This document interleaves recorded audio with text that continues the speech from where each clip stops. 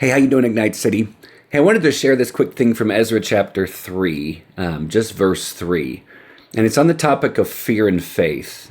For a lot of the years that I've walked with the Lord, I felt guilty if I ever felt afraid. I remember a preacher, whoever it was, I don't remember who it was, but they said something along the lines of when they were preaching to their community, fear is practical atheism. And I remember sitting there going, yeah, that's it. And so then every time I felt afraid, then I'm thinking, oh my goodness, I'm an atheist, or I'm practicing life like an atheist. And I just think that is absolutely wrong.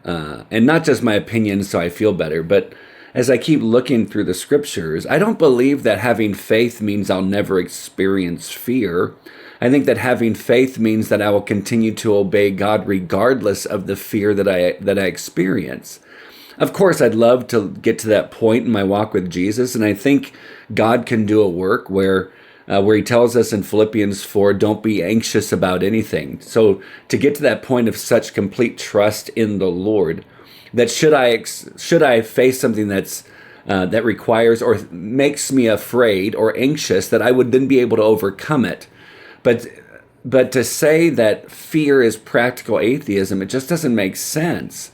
So in Ezra chapter 3, remember the people of Israel have been brought back to Jerusalem. They're starting to rebuild the temple, but before they even do that, they actually set up like the altar. The altar was rebuilt, and it was in order to present offerings to the Lord.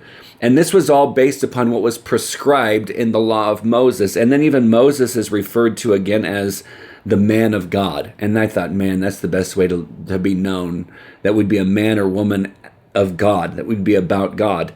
But they had set this up so God, again, like we were talking about on the last episode, God fulfilled what He said He would do, bringing the people back, but He also did a work in them where now they're seeking Him and they're obeying Him based upon what He prescribed in His word. But here's where it hit me, verse 3.